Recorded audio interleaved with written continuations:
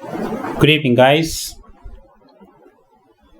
This is Rahul Magan here as a Group Chief Executive Officer, Treasury Consulting. As we speak, Treasury Consulting is a multi asset and multinational hedge fund. By multi asset, we mean we cover multiple assets like gold, silver, platinum, palladium, oil and gas, base metals, and many more asset classes.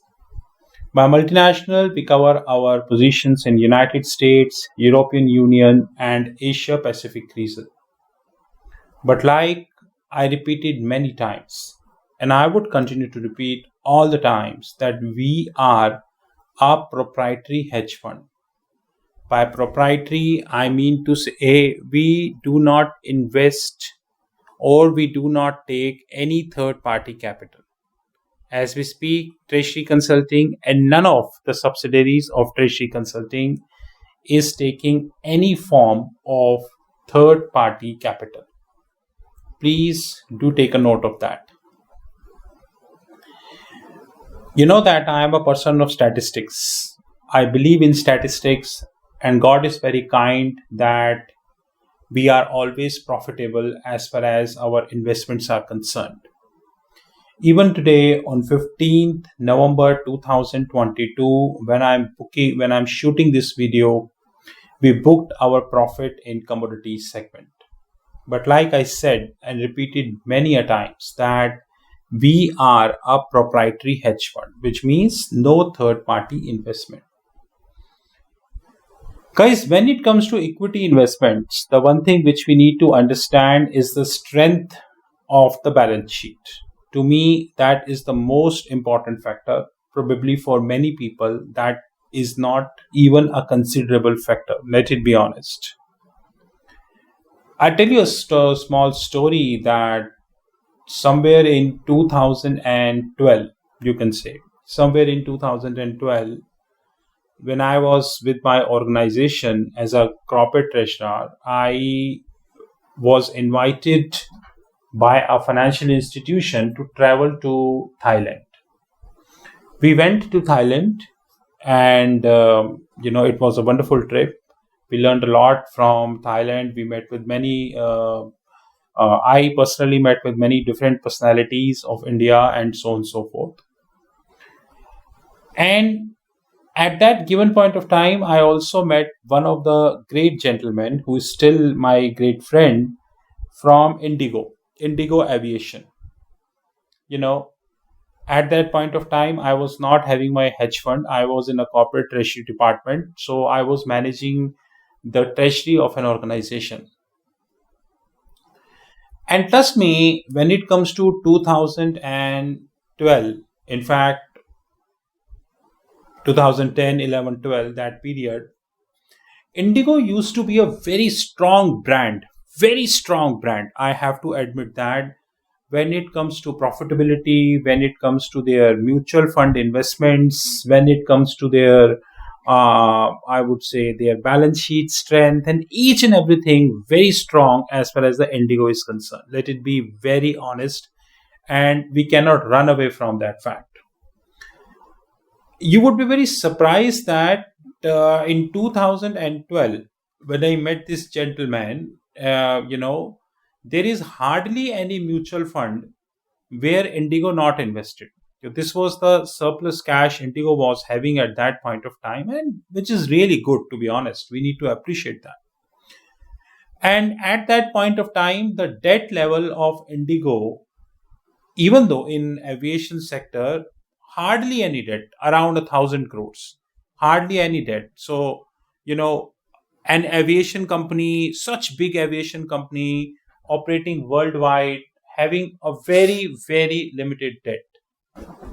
It was a very fantastic thing that you are in a business of aviation, which is honestly speaking a very money consuming, capex consuming business, no doubt about that. And even after that, you just having around 1,000 crores in the form of debt, which is a very commendable thing. And I always appreciated this as far as the Indigo is concerned. But unfortunately, things started moving in a very reverse direction after 2019. You know that I am a person of statistics. I believed in intrinsic value. I believed in so many. I believe in financial models. And God is kind, we always in profit.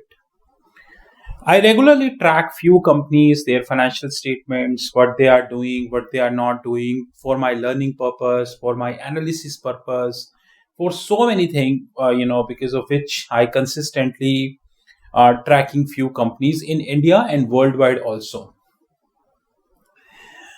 Guys, by 2019, so if I take 2012 number, then the borrowings of Indigo was 1016 crore. Very nominal borrowing, very nominal, 1016 crores. And by March 2019, which means financial year 2019, it was around 2400 crores, which means approximately two times, between 2 to 2.5 times. It is okay, it happens. You are in a business of aviation, right? All of a sudden, in 2020, your debt grew from 2,400 approximately to 22,800. So I used my favorite friend, my calculator, and it is precisely means approximately, it is 9.5 times. So on an approximate basis, the debt of the Indigo grew by 9.5 times only in 1 year. This is beyond my imagination. This is beyond my fundamental and statistics. And if I compare the March 2019 number with March 2022 number, which means in 3 years, as of March 2022, the borrowings was 36,900 crores approximately.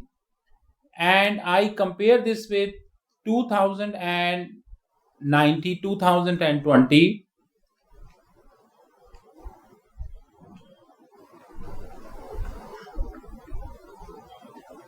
It grew by 1.6 times.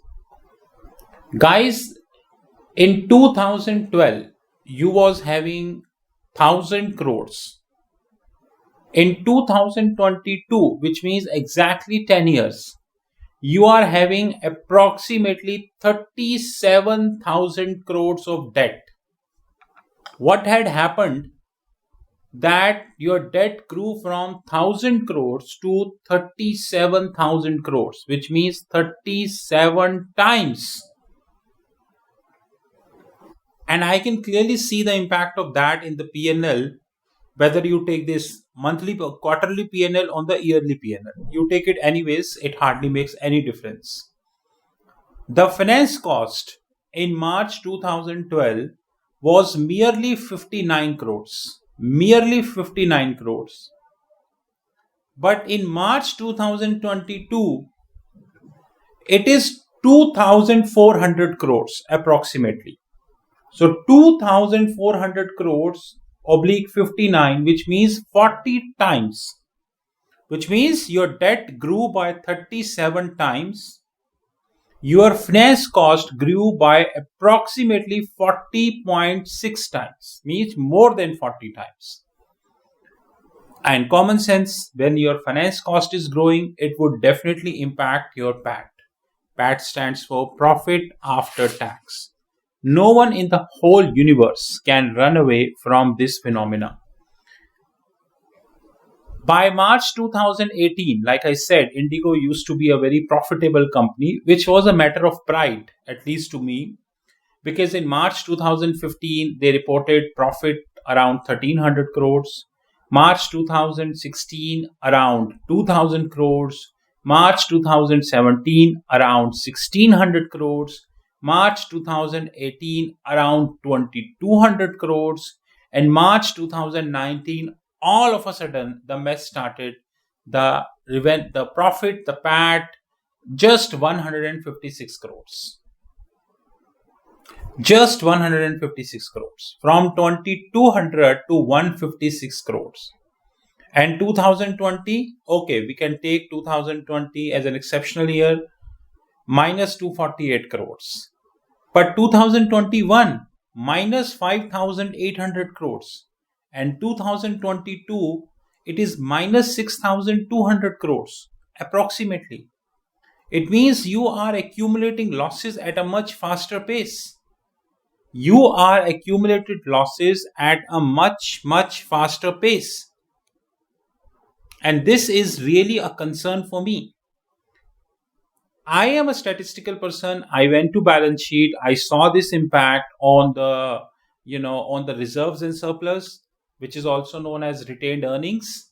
Alternatively, the retained earnings as of March 2020 was positive, because the first time Indigo reported loss is March 2020. So it was, the retained earnings were plus 5,500 crores. Completely agree, sync, plus 5,500 crores, happy numbers, not bad. But 2021, thanks to the losses, the reserves and surplus is minus 320 crores. And 2022, once again, thanks to the losses, 6,500 crores approximately. I use the word approximately. And guys, September 2022, which means the quarter just passed, the situation of Indigo is not very good. Let it be very honest, it is not very good, because in uh, I would say this, in June 2022, Indigo reported 1,000 crores of loss. In September, they reported 1,600 crores of loss. And do you know, as we speak, the negative retained earnings, which is also known as reserves and surplus, alternatively, is over 9,000 crores. Indigo having negative retained earnings of over 9,000 crores, negative number, which means Indigo has to earn at least 9,000 crores, at least 9,000 crores to bring to zero. And that is definitely not an easy job. Probably for many people, it is an easy job, but it is definitely not an easy job. Statistically speaking, Indigo dynamics is not moving in the right direction. Their debt growing. The finance cost growing. Their negative retained earnings going negative. And unfortunately speaking, their losses on a quarterly basis, or probably on a yearly basis, they are growing, which is not a conducive signal as far as, I would say, as far as the statistics is concerned. Because statistically speaking, the company supposed to be profitable in nature. Because if you are not profitable in nature, it means that probably the chances of going concern, it would be very, very limited. And very important fact is that, which I'm noticing, that irrespective of these statistics, that promoters are still holding 72% stake, which is very good, no doubt. The institutional investors are holding 18%, domestic institutional investors roughly 8%, while the public is holding only 2%. In Indigo, public is only holding 2% of the stock, only 2%, which means majority of the stock is owned by either foreign institutional investors or domestic institutional investors. For a while, if I take the promoters out, public only holding 2% of the stock, which is my another concern. That what does that mean? Because public should be holding at least 20-25% of the stock, that should be there. But you are only holding 2% of the stock, mere 2% of the stock. It means When there is a movement which is happening in the Indigo stock, it means this movement is led by either promoters or it is led by the institutional investors. It could be foreign or it could be domestic, either way out. This is what I can say. Honestly speaking, this is a very surprising fact for me that the public is merely 2% of the Indigo floating shares, basically the capital structure. Anyways, this is Rahul Magan from Treasury Consulting Group. You knew my personal number +91 9899 242 978. You can alternatively visit our fixed income platform www.fixedincome.global. I repeat, www.fixedincome.global. Thank you very much, guys, and have a great time ahead.